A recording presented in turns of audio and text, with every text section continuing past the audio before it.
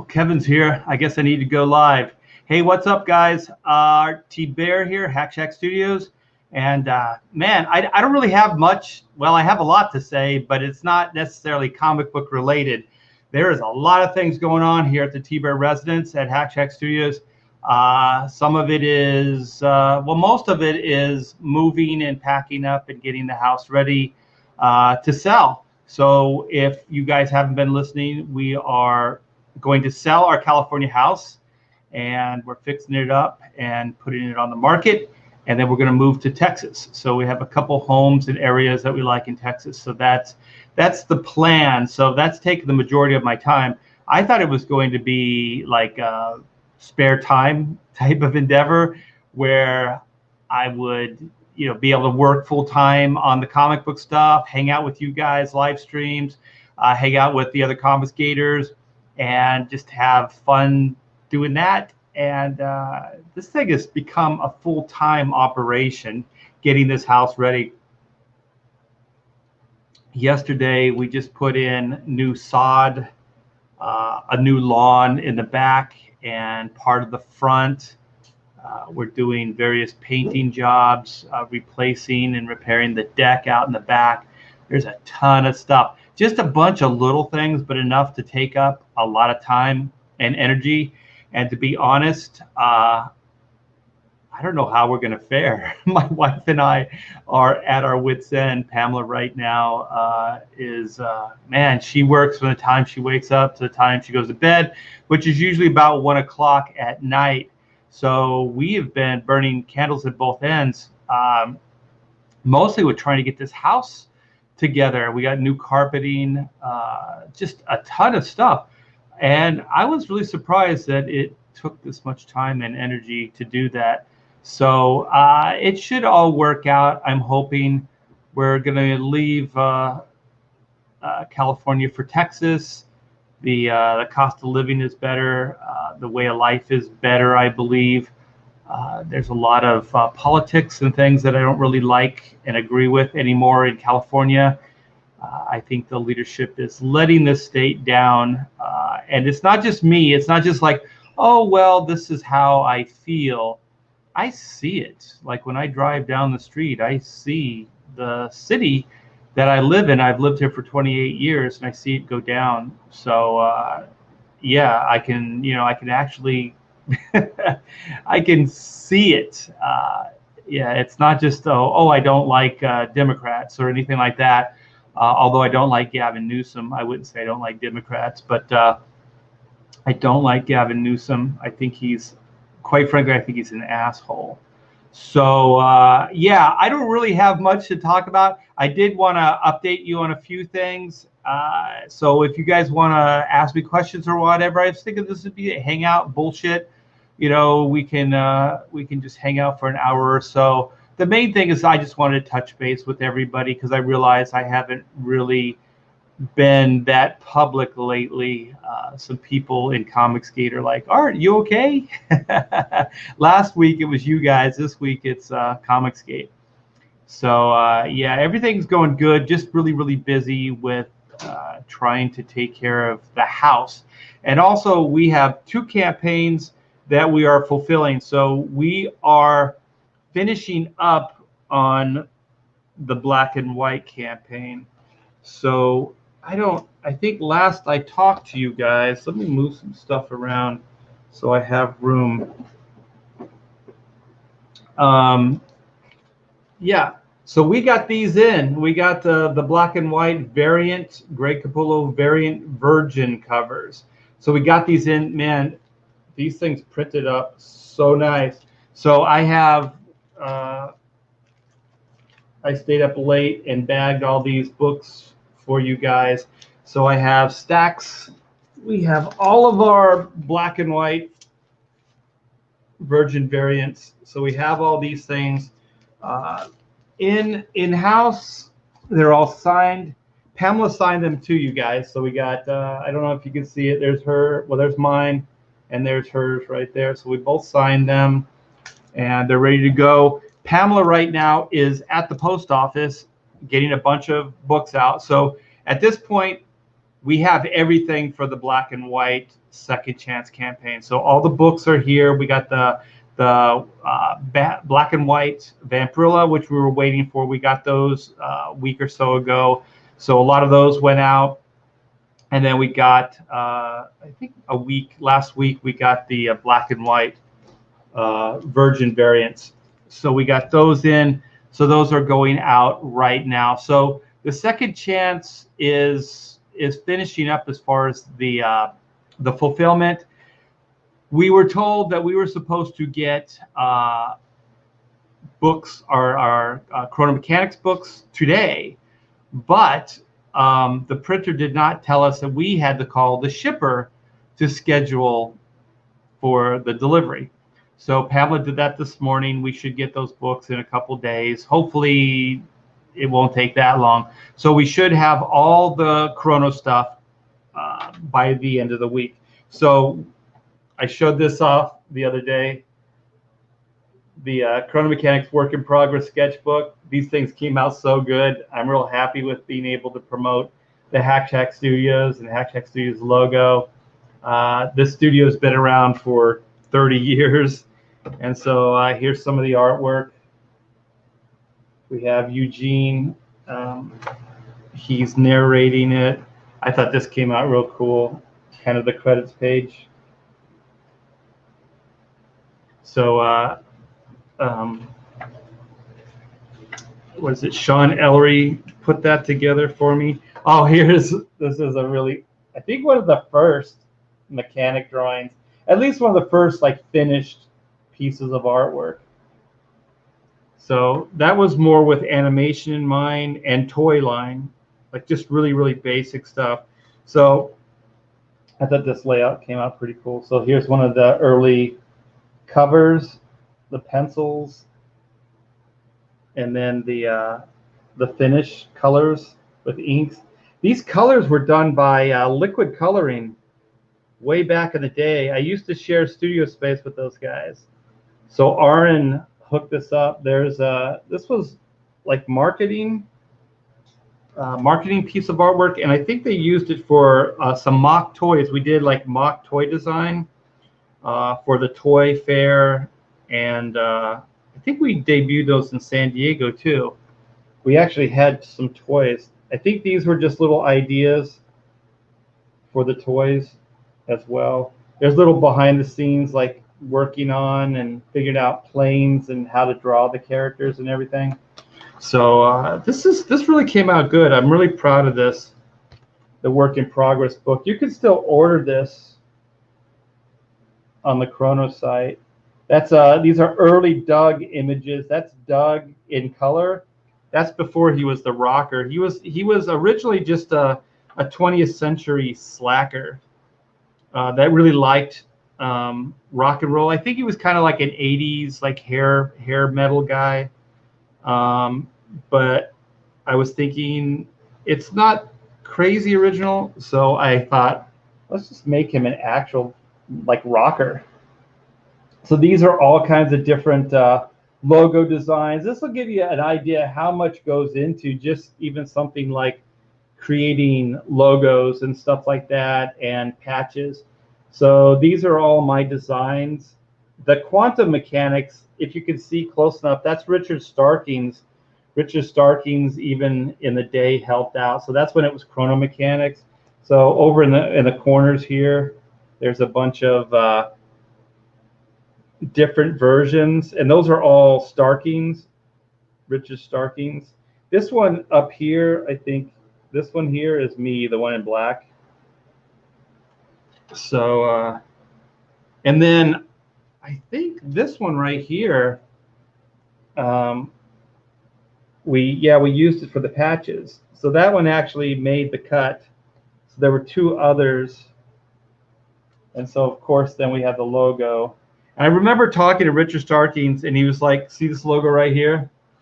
He was like, it can't be done. It's too intricate. There's too much detail. He said it can't be done.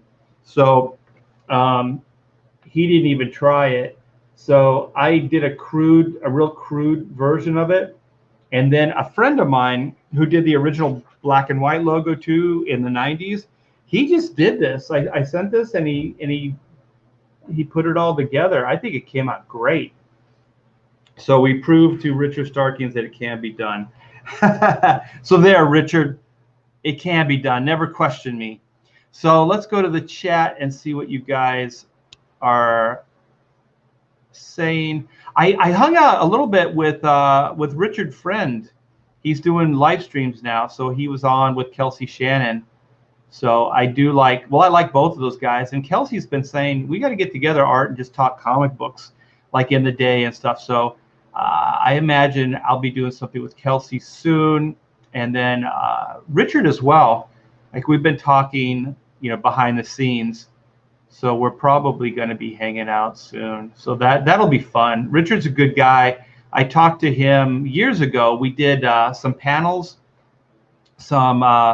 I think it was WonderCon and maybe Long Beach Comic Con. We did panel discussions on inking, and one of them we had Danny Mickey, we had Norm Rapman, and I forget who else we had. But we had a great time. It was like we were just talking stories about in the day, and then at the end, like the last half hour, we did a Q&A, and we were answering people's questions. So it was a lot of fun. And I remember talking to Richard, like, we should do this. We should go to all the shows like across the country. This was years ago, before COVID and everything else. But we could do kind of little seminars, like ink seminars, and we could do maybe 2 hours.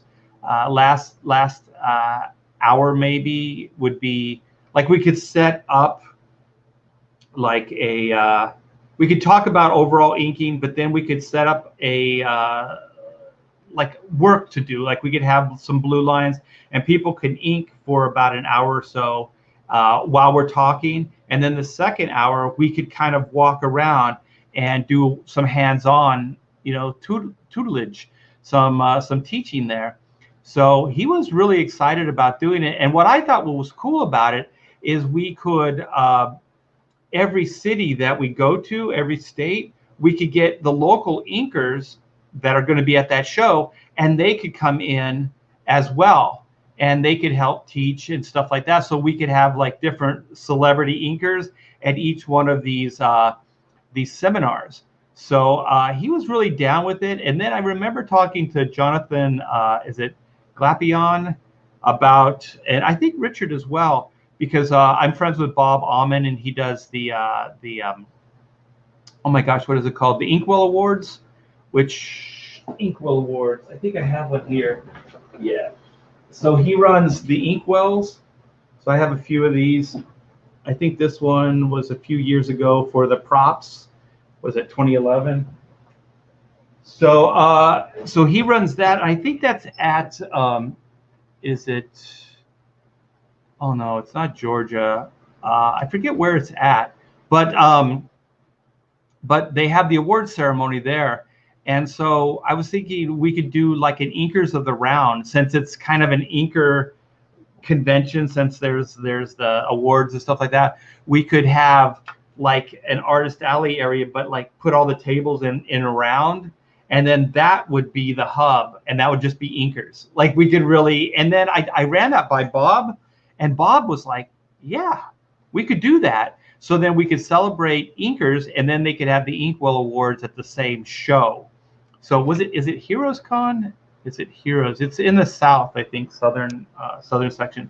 So so yeah, there was a lot of things that I wanted to get going, and then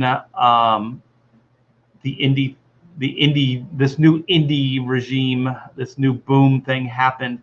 So it kind of derailed a lot of things, and COVID and conventions kind of started drying up a little bit. So moving is never easy, Todd's truth. I moved from California to Florida now 3 times. So you moved from California to Florida, back to California, or Florida to California and back to Florida? That sounds like a lot of work, man. That's a lot of work. So Rocket and Jet, I was down in Miami today. I forgot it's a very conservative town. Their Cubans really hate communism. Good. I think anybody that loves communism that lives here in the United States, I'm sorry if I step on communist toes. Go live there. Nobody's stopping you. You know, go live in a communist country and enjoy. Nobody's stopping you from living there. So if you don't like it here, don't change it. Just get the hell out. Wow, that sounded harsh. I don't care though. Where's my time book, gray beard? Oh, the ongoing story. Yeah. It should be here this week. We have confirmation. So we have a proof. I know we had a proof with the last printing batch that didn't mean shit to that printer. That was Mixam. So hopefully this printer will come through. And the printer that we're using for the Chrono retrofit, they're the same ones that did the sketchbook, the work in progress book. So we like this, and they're the same ones that did the black and white book, which I'm in love with. This print job is amazing. So there's no reason to think that they screwed it up. But I am 3 times bit, twice shy. Like, I have no faith in printers at all. I have been hit to the rock bottom. Will you be on EBS auction stream this Friday? Oh, Saturday. Oh, no. Oh, my gosh. I'm going to have to make time. I didn't know that they were doing it this Friday. Yeah. So Eric says, hello. Got any plans for Halloween other than moving? I think we're still going to be here. My daughter and I, we love Halloween. My wife, but my daughter and I really. So we call it the family, the T-Bear family plot. We built all these like paper mache headstones and stuff like that. We make a new one every year. We did when she was young. So we have like 30 gravestones. Well, sometimes we each make one. So yeah. And so that adds up. So my wife makes one, Amanda makes one, and I make one. And so we didn't get to do that because the house is going to go for sale. So we can't really decorate. But my daughter did some displays in the house, and it looks really cool. I took a picture of it. Let me see if I can find it. It came out pretty cool. I like it. So we have little areas that we have decorated. And then we have these kind of cool floating ghosts. And we have them in the backyard. So let me see here. Screen share. Boop, boop, boop, boop, boop, boop. So we have little displays like this. So I thought this came out cool. So this is in the living room. Most of the furniture and stuff is gone because I guess they call it a stager. A stager comes in and brings in their own furniture because they hate your furniture. So so there's not a lot in the living room, but we do have some of the Halloween stuff. So this is a display that she put together. I think it's cute. I think it's cool. It's cool. So yeah, it's going to be a scaled back Halloween, but I imagine my daughter's still going to go out. She somehow convinces her boyfriend, and they still go out trick-or-treating. So, you know, I'm not going to discourage it as long as she's having a good time. I don't care.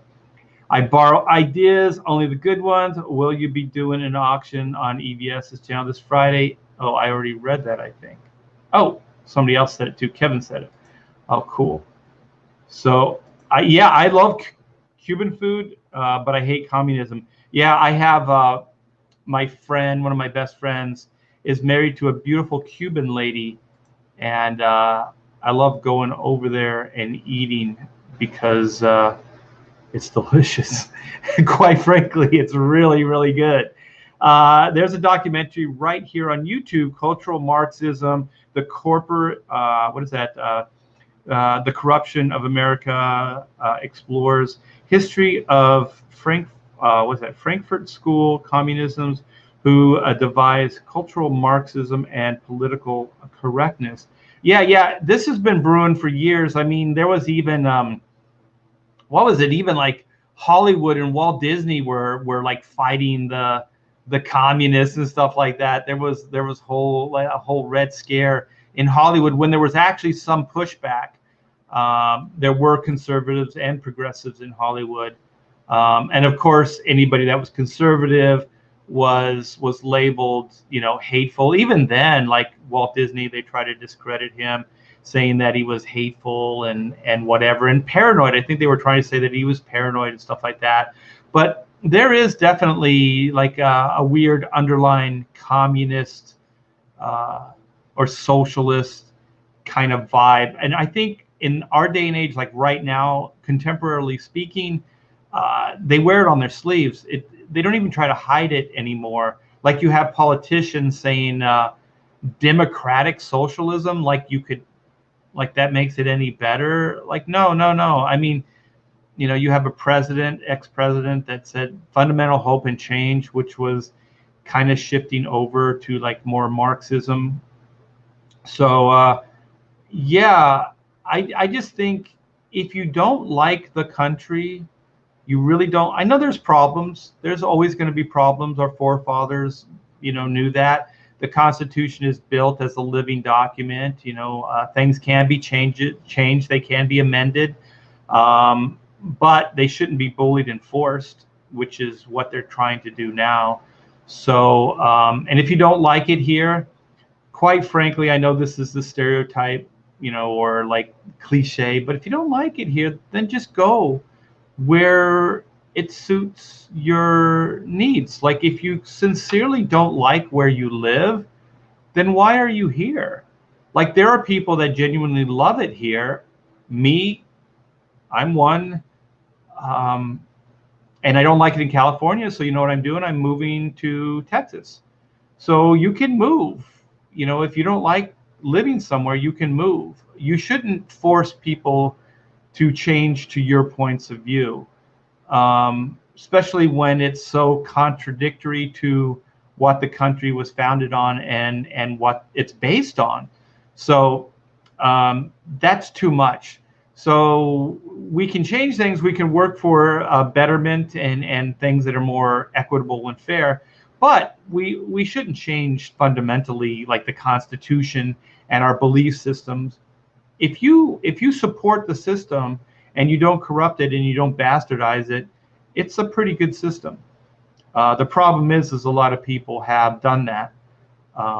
They have bastardized our way of life and have changed it to the point where it can't function the way it should in the purest of the ways that it was designed to be. When we're bailing out banks and auto manufacturers and stuff like that, when governments are overstaying, when federal government is overstating their power and pushing it and taking power from state and local legislators, this is not good. This is not good. Don't do that. Go away. Stop it. Hey, we have a celebrity. We have Michael Bancroft. What's up, brother? Miss you, man. I got to get back. I am jonesing to get back live streaming and hanging out with you guys. Like I said earlier in this live stream, so much more than I thought as far as getting this house ready to put on the market. So there's just so much. And then we're shopping too. We spend hours a day looking at Texas, different areas and stuff like that. So I borrow ideas. I get up at 5 to draw. This thing ain't gonna draw itself, unfortunately. So yeah. So Michael Bancroft. So Todd's Truth, I have a wife that works for Disney, LOL. I missed the early conversation. Oh, they're saying that Michael's up early. It sounds like Todd has ants in his pants. Yeah, I missed that. I'm going back in the chat. No circle jerking. It's more like the Knights of the Round Table. Jeez, man, Spirits Car, you are always shifting and changing my words. Okay, leg kick. Hello, Art. I was enjoying Kelsey and Richard's talk about Frazetta. Yeah, it was a lot of fun. Spirits Car, have Doug TenNapel on to teach anyone how to make a perfect work of art. I don't know. Is his work perfect? Is anything perfect? I don't think anything's perfect. So, so Todd, what does your wife do at Disney? Is she in the art, like animation or TV film, or is she the parks?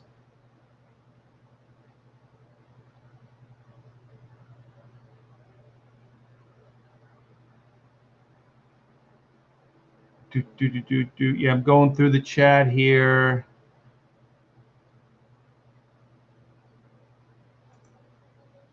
This might be true. I have seen Michael Bancroft's toenails. They are beautiful. He has got beautiful toenails. I will not show you my toenails. They are a mess. They are an absolute mess.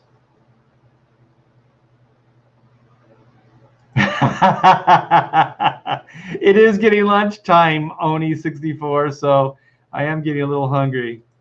Celebrity, yeah, man. I mean, the book looks great. Your art is fantastic. Good day to you, Ryan Cardinal. Do.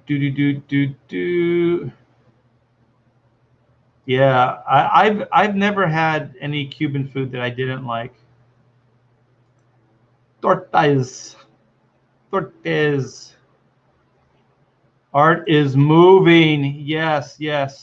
I'm getting out of Dodge.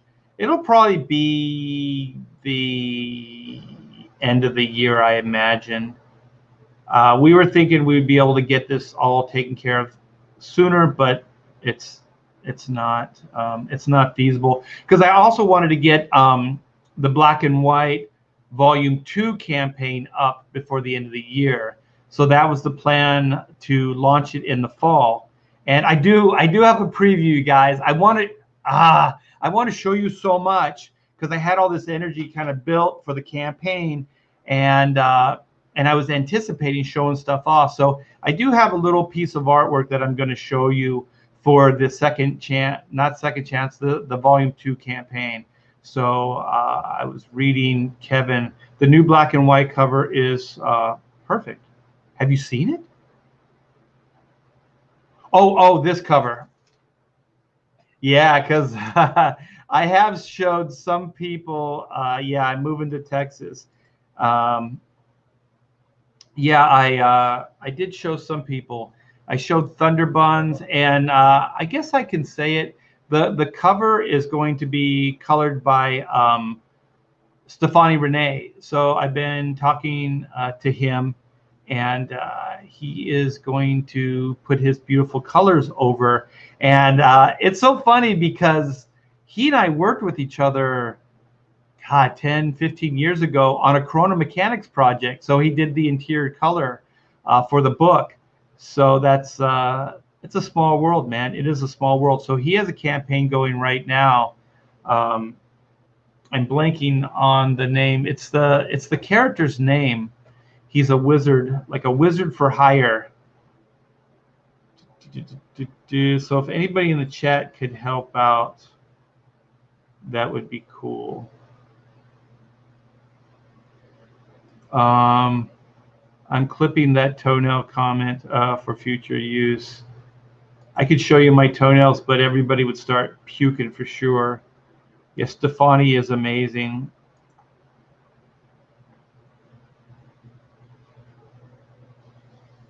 Oh, did I? I think it was the layout. Yeah, I might have given you the layout.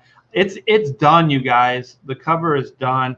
I also have a variant cover that's done, and I want to so badly tell you the details about that, but yeah, Joe saw the cover, and Joe and I got some announcements down the line. So let's see what she was. PR, PA, Disneyland at Walt Disney World, then ABC, left for marketing at Disney World. Now she has worked every day, every Disney park in the world except Tokyo. Oh my gosh, man, she must be making her money, because as far as PR, with this COVID and this lockdown and shutdown, man, she must be working overtime. Yeah, overtime. That's got to be crazy. I don't know. At first, I kind of liked Dan, but I heard him on with EVS, and it seemed like either he was just playing devil's advocate kid and just being stupid, or he really feels that way. So I don't know, man. Dan is he's definitely kind of somebody to watch out for now, I think. I'm not sure what his motivations are. Art should have Dan on the show to get clout for the week. I don't know, man. I don't feel like arguing with anybody. Yeah, this is that's Wizard for Hire. Thomas More, was it Moria? Moria? Dan is a rat. Yeah, yeah. It's funny how sometimes you can hear people talk early on and they don't let you see their true colors. And so you're kind of like, yeah, I can kind of agree with that. And then the more you hear him talking, then you're like, what the hell is he talking about? That dude's crazy. um, Dan is misinformed. Yeah, I think Dan is living in, if he's being honest, which I'm not sure if it is a game, because it seemed pretty nutty to me. But yeah, at best he's misinformed. But I I think there's a lot of people that they kind of, since they work in fantasy, the comics industry, they work in fantasy. There's not a lot of reality in comic books. I used to always say the reason I'm successful is because I have one foot in reality and one foot in fantasy. So I realize that comics is a business. It's an art business. It is an industry. So you have to kind of treat it. Well, you have to treat it like an industry. You have to treat it like a business. For me, I'm one of those guys that I can kind of be a business guy, and then I can be an artist, but it's hard for me to be both at the same time. Some people can do it pretty flawlessly. I have a hard time doing it. I can do both, and I can do both very well. It's just kind of hard to balance them at the same time, because like when I get into that creative vibe, I'm there, like I'm plugged in there, and reality really doesn't have much to do with it. And then when you're dealing with business, reality has everything to do with it. So it is a weird kind of like a Jekyll Hyde thing, like there's two parts to it. And I think the people that do well in the industry understand that it is business. One of the things where I learned that, I think I instinctively knew it. Early on, people used to say, Art, you're kind of like a mercenary. You're very mercenary with your approach to your work. Because I would always go, every couple months, like every 6-8 months, I would ask for a raise. And they'd go, why? I'd go, because the rest of the world gets a raise. Why shouldn't I? At least every year, cost of living, stuff like that. And they go, no, it's a page rate. So I would do it anyways. I would ask. If they asked me to do more work, I would always ask to be paid more money. I was always polite, but I would always ask them for more money. I'm doing more work, so I should get paid more money. So then, people would go, oh, Art, you're mercenary, man. What about the love? What about the love of the art form? It's like, well, somebody's making money off of this. If I do something for free, how is that for the love of the art form? If I'm doing it for DC or Marvel, they're going to turn around and monetize it and make money off of it. So why shouldn't I get paid?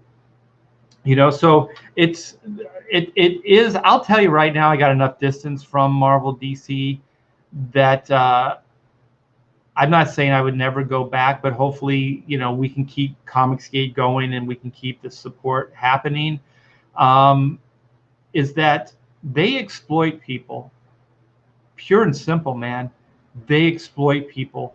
Before I left DC, I asked for a raise. They were asking for me to do more work too. And I said, shouldn't I get paid more to do this extra work? And he actually said, Nobody else asks for it.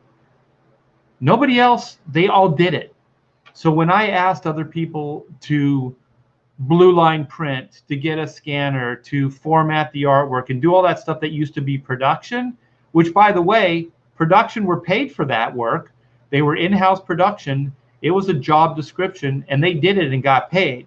So now they're asking us to do more work, but they weren't going to pay me. And then they were like, well, other people do it. Why shouldn't you? And I said, well, because it's wrong.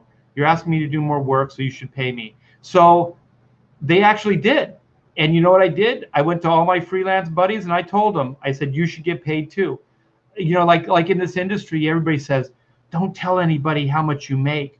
Don't tell anybody your deal. And I tell everybody. I tell all my freelance buddies, I say, tell everybody. You know, I started this conversation, this stream, talking about, Richard Friend and Danny Mickey and even Jonathan Glapion.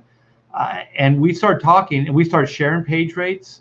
Even Norm Rapman, we started sharing page rates because I'd go to cons with them. We'd go out drinking. I'd say, this is how much I make. And then I even had one of them, I'm not going to tell you. And he's going, well, why should I care? I got a great page rate. I go, do you have an exclusive? And he said, yeah. I said, what's your actual page rate? His actual page rate was from like 10 years ago. It wasn't even competitive. And I said, once that contract is over, if they decide not to renew that contract, they're going to pay you that amount of money, which isn't even an industry standard for what level you're on. I said, that should be your page rate. It shouldn't be an exclusive page rate. That should be your page rate. And so I encourage those guys to go renegotiate and say, this should be non-exclusive. This should be my page rate. And I told them that your exclusive page rate is what my rate, normal rate is.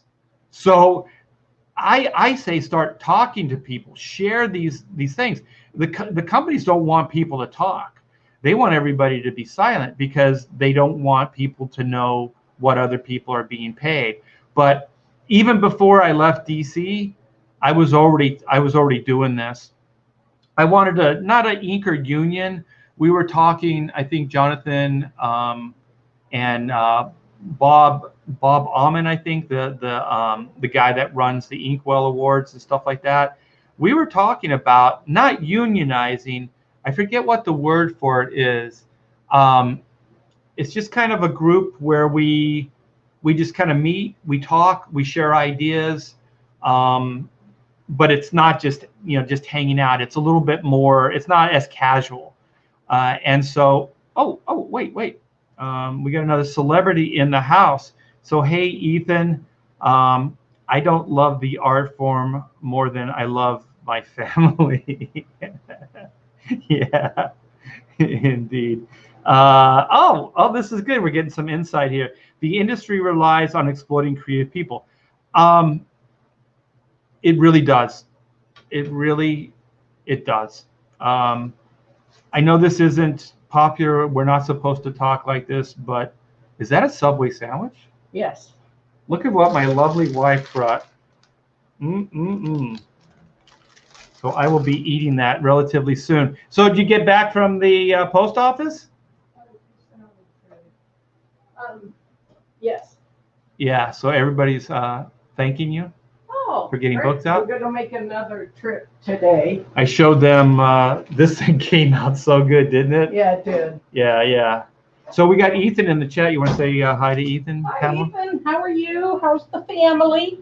I imagine they're doing good. So everybody's kind of applauding us moving from California. Yeah. That's funny. Yeah, That's so awesome. So yeah, I'm gonna be wrapping this up pretty soon, you guys. I'm gonna go eat with my family. Oh, we got Jason Krieger. Yeah, his book Hammer looks great. So Hell Chat Art. Hey, Jason, you gonna hang out with us on Pontificators tonight?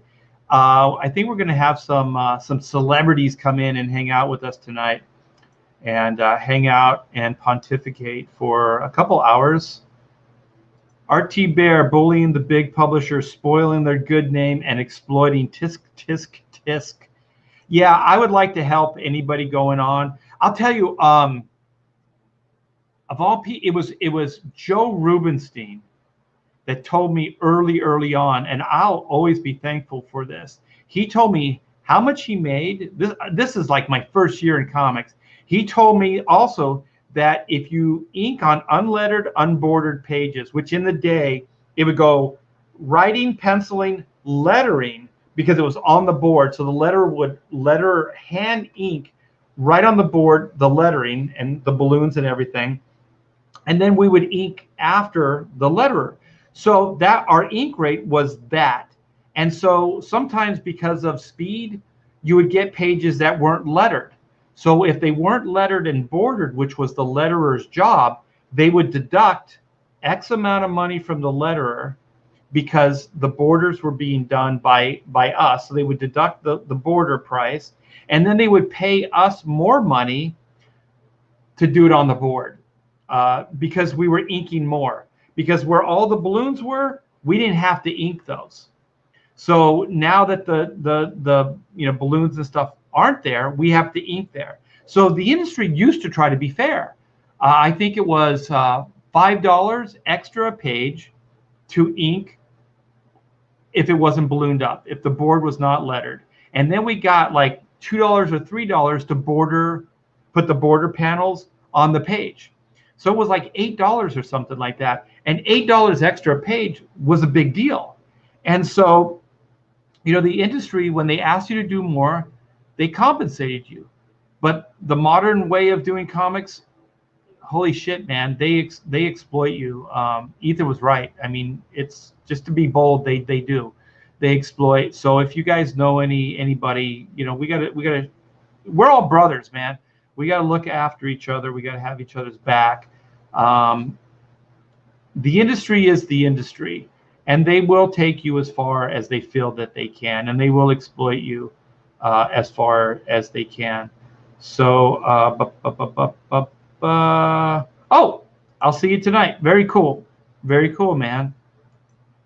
We always like having you. You always have great insight to everything we're talking about. I think what we might do tonight on Pontificators is do a follow-up. So last week we did worst superhero or comic book movies. So I think we're going to do TV. So I'm going to check with everybody, all the Pontificators in the green room, and see what everybody is thinking. But I think we'll do that. I think it'll be a lot of fun. There's a lot of bad comic book TV stuff. And I'm telling you right now, if anybody throws Batman 66 out there, I will kick them. I will kick them from the chat. And if they're on the stream, the live stream, I'll kick them out, man. I'll boot them. I'll boot them because that's my jam, man. Adam West is God. He is God.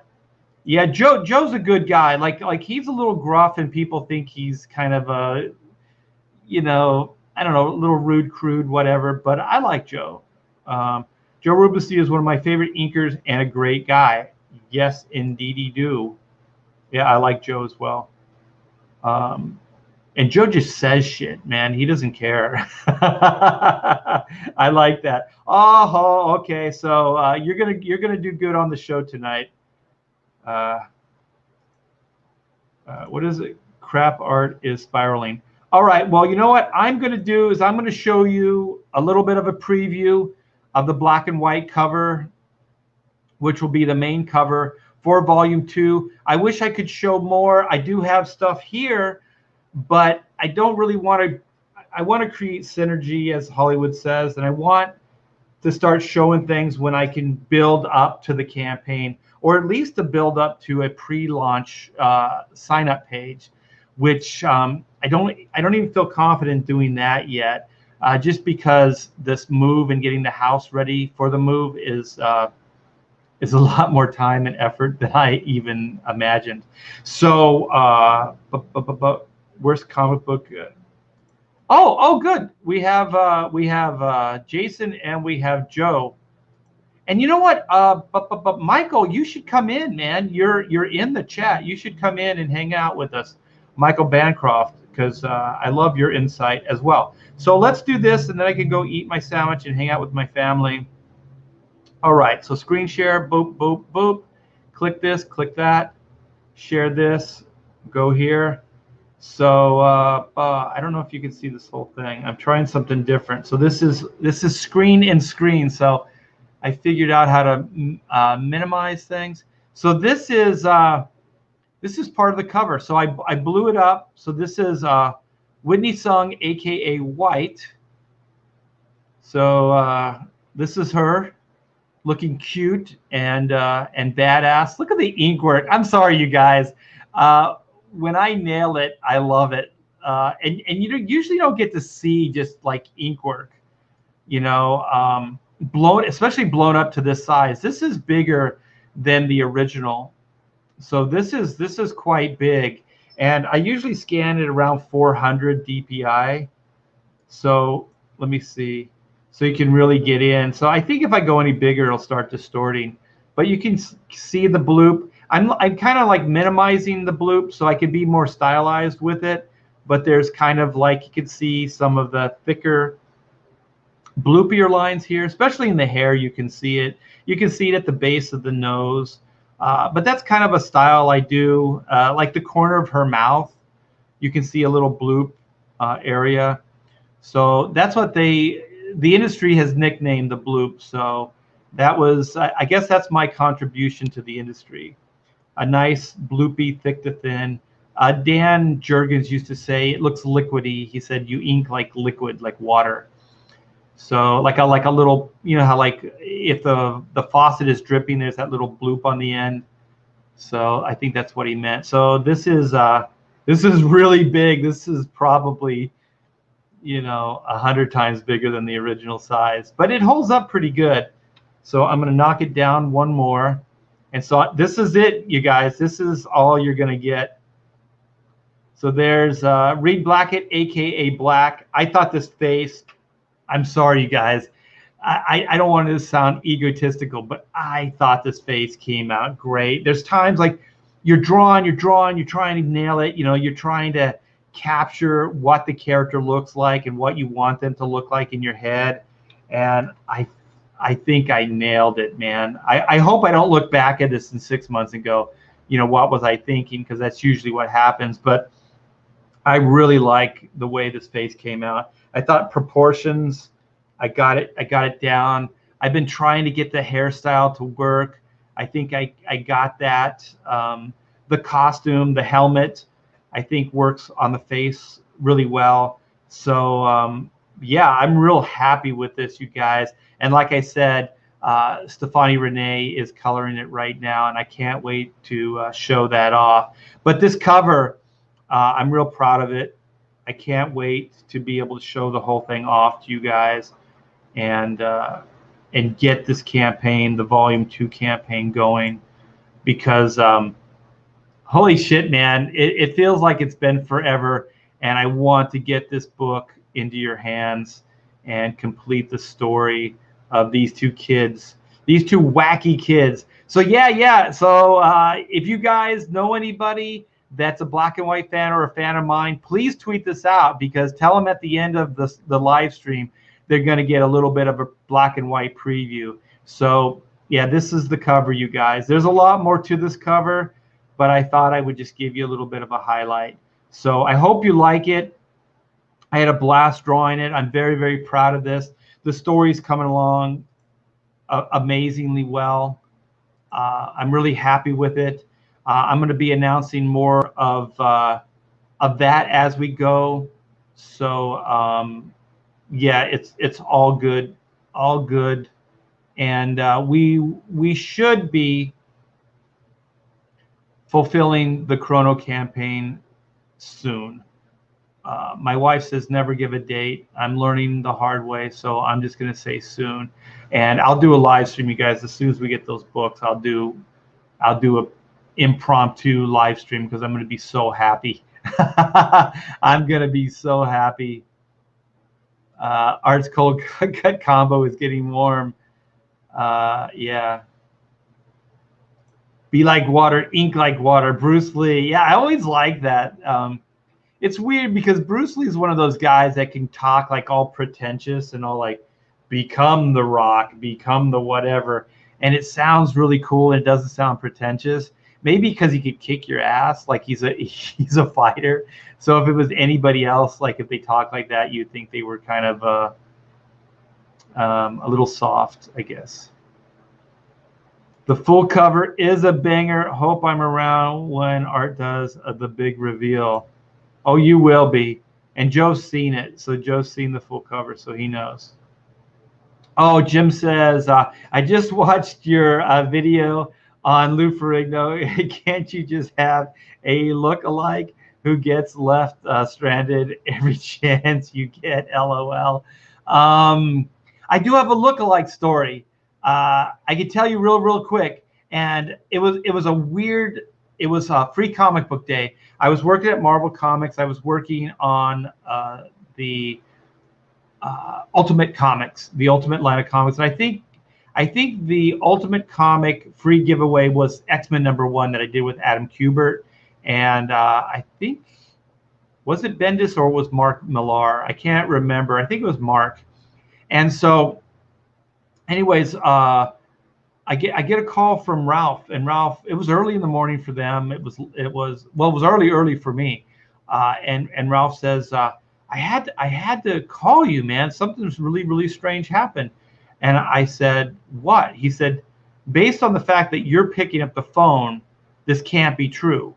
But there was somebody in the subway on my way to work this morning, and they were selling Ultimate X-Men books that were signed by you, and the guy said he was Art Thibert. And he said Art Thibert, not Art Thibert or Thibert, or like, people that usually don't know me or how to say my name, say it. So he was watching this guy, and Ralph and I had met, so he knew it wasn't me.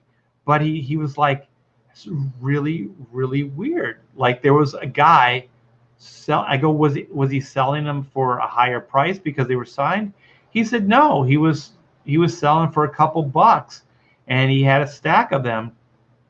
And I think that the New York Times was giving away, I think it was the first year of Free Comic Book Day, or it was early on in Free Comic Book Day. So they were giving, I think it was Ultimate X-Men away in the New York Times. So you get a free comic book. So when you unfold the paper, there's a comic book in there. So he must have bought a bunch of papers or worked for the paper and had a bunch of these comic books and was just hustling on the subway selling comic books, saying he was me, saying he was the artist, which I thought was really weird. Like, why wouldn't you say that you were like the writer, like a bigger name, or, the penciler, which was Adam Kubert? Like, it seems like, if you're going to lie, why not go big? It's like, I always think it's weird when people like, you go, all right, you could sleep with any Hollywood actress, the hottest Hollywood actress out there. Who would you sleep with? And they go like, I don't know, Jennifer Aniston, or like, just like an average girl next door, like not a really hot girl, but like maybe a girl that if you had game and you had money, you might be able to get. And I always thought, like, why do you do that? Why do you go for like a lowest common denominator? If I'm gonna play along with the hypothetical, I'm going all the way, man. I'm going something that I could never get, like Angelina Jolie, or what is her name, Salma Hayek, or something like that. Like I'd go freaking way out here. I wouldn't go like, she's cute, she's kind of a girl next door, look. Yeah, it's like, why do that? And so this guy was like, yeah, I'm an inker on this book. So I wonder if he thought like I had to become more believable. Like if I say I'm the inker, then somehow my story becomes more believable. So I always thought that was weird. So we actually talked for a while about it, Ralph Macchio and I. Yeah, he was the editor on those books, and we just thought it was strange. But hey, we all got to make a buck. So if he made a couple bucks off it, why not, right? So yes, yeah. Dan asks me to go on, and was it last night? Kenneth Rackeforth was on. I almost did. I was working digitally, doing some layouts. I got a rough layout here. Maybe I could show you. This is for a page. I think Joe will know what this is for. So this is White. She's on the back of a motorcycle. She's got a chain, and it's chained to some guy down here on the ground, and she's surrounded by robots. So this is kind of a quick little layout. I drew it small and then I blew it up, so I'm working on a light box. So it's going to be a panel for a page. So you guys got a little bit of a preview here for Black and White Volume 2. So anyways, I'm going to wrap this up. I'm going to eat Artie beard. Yeah, I haven't shaved in a while, so it's kind of out of control. I feel like my life is out of control right now. There's so many things that need to get done.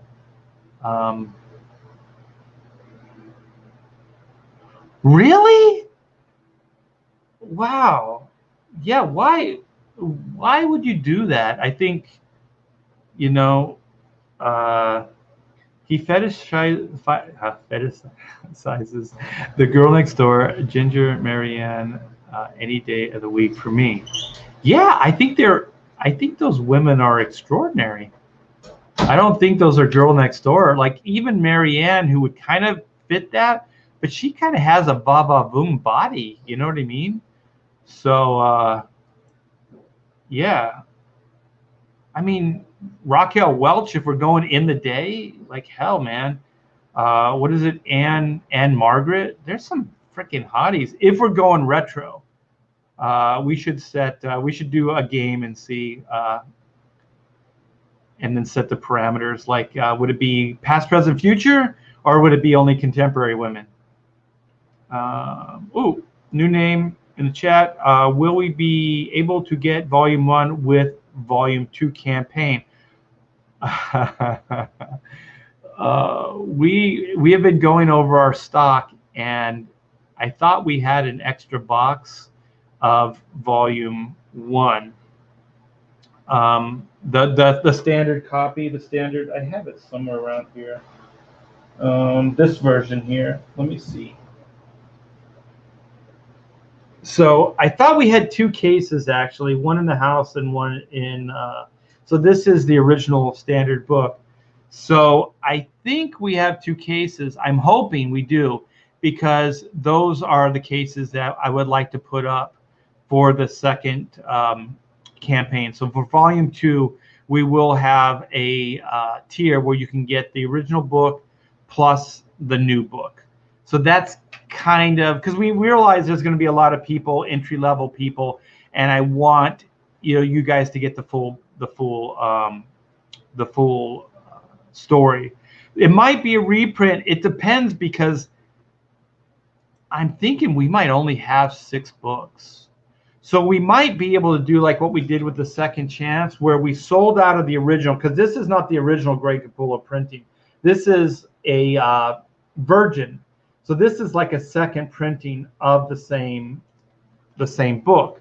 So we could do maybe like this book, if we sold out of it, which I think we will, because like I said, I think we only have 60 books. We only have maybe a case or 2. If we have 2, that might be 120 books. So we would sell these at a premium, and we might be able to go back to print on that and do a more entry-level pricing with it, and we could do it with a Virgin cover. So then, as far as collectability, you have the first 2 covers with Virgin covers, with no logos and stuff like that. So that could be fun. So yeah, this campaign is going to be a blast. I can't wait to get going on it. We could reprint Volume 1 with a new cover. I think you guys mentioned that before. Maybe it was you, Kevin. You guys got a bunch. You have great ideas. So it could be cool. We could do that, and we could use that cover, or we used it for the poster. We could use that art for a reprint cover. That could be cool. So, or we could do a brand new cover as well. So everything is on. Oh shit! Yeah, how could I forget Jennifer Connelly? And she's still very pretty. So very cool. I'm gonna move on. I gave you guys the preview. Yeah, so you guys will have a chance to get the full story. So no matter what, we'll make everything available. So if there's anybody coming in to the campaign, they'll be able to get the full complete story, because it is going to be, there's 2 volumes. So volume 1 and volume 2 will be complete. That will tell that story. And that story, the original, those 2 volumes, is kind of Whitney Sung, aka White's origin. So that's kind of that. When we bring it back, I'm going to do one and dones. So I'm going to do 48-page or 60-page one and dones, and that's going to focus on Reed Blackett, aka Black's origin. So I'm already concocting the story for that. So let's read Spirit's card, and then we'll get out of here. Unless you're comparing one 70-year-old woman against another 70-year-old woman. 70-year-old Sophia Loren versus 70-year-old Raquel Welch. I would pick Raquel Welch in a heartbeat. Sophia in the day was gorgeous, but I think she had like a window to me. I know there's guys that say, she's still whatever when she got older. I didn't think so. I also think like even, like Jennifer Aniston's more contemporary. I think she had like 2 years on Friends that she was adorable. After that, I thought that she was okay. What's her name? She was in Baron Munchausen. I'm trying to think something that she was more in a contemporary. She was in Kill Bill. I can't remember her name. Maybe somebody can help me out.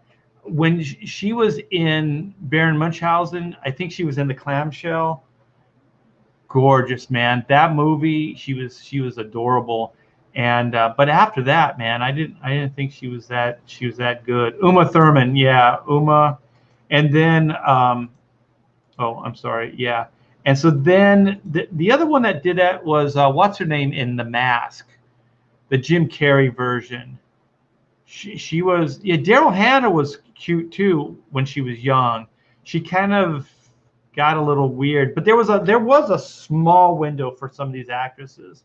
They didn't kind of age. I mean, they're still okay, but they're not. Yeah, Cameron Diaz, like Cameron Diaz in The Mask, adorable, man, just absolutely adorable. So on that note, because we could go all day on that, I am going to bid you adieu. So everybody, please like and subscribe, give a thumbs up. And if you know anybody that's a Black and White fan, Comicsgate fan, and wants to get a preview, tell them there's a little bit of a preview at the end of this video for Black and White. That will definitely help. Lauren Holly, holy shit, I forgot about Lauren Holly. Yeah. What was it Dumb and Dumber? What was she in? She was in something when she was really young. Yeah, she was a doll. She was adorable. Yeah. Maybe Betty White. You guys are on fire. Later, skaters, indeed. All right, you guys, I'm gonna go eat my sandwich. Stay tuned later for Pontificators. It's usually around 6 o'clock Pacific Standard Time. That would be 9 o'clock on the East Coast. Linda Carter actually aged pretty well, though. So I think she is the exception. We have Zaid Comics. What's up? I think that's probably Brandon.